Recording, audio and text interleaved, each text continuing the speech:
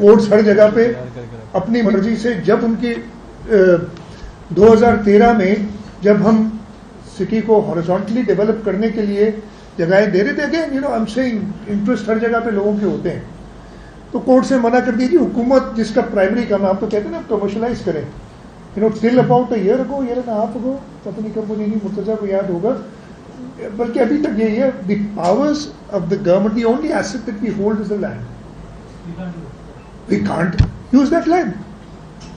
अब हो सकता है मैंने गलती की हो, अब मुझे सजा दें, लेकिन आप पूरी हुकूमत को पैरालाइज कर दें, और उससे क्या होगा कि जब आप जमीन नहीं देंगे, अब हम बहन भाई थे, हम एक घर में रहते थे अपने पेरेंट्स के साथ, अब हम 7 बहन भाई, सबके अपने अपने घर हैं।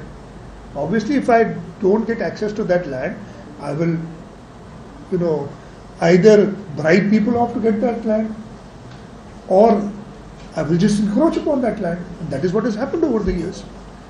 Various encroachments ये 2008-10 के बाद जो शुरू हुई है, because the government has not been allowed to function, not been allowed to plan.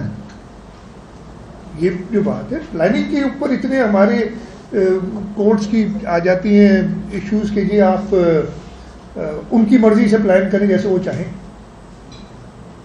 The case in point is the very recent famous Nasla Tower case, where, and I've said it openly before, I'll say it again, perhaps, और वो इस हुकूमत की नहीं थी गलती, सिंध हुकूमत की गलती नहीं थी, in perhaps the illegality there was about 5%. 95% was purely legal. उस पे आपने 14 मंजिला इमारत गिरवा दी। बड़ी अच्छी साइट है वो, उधर जाके देखते हैं, जब जाते हैं उधर बढ़ते हैं थोड़ी सी।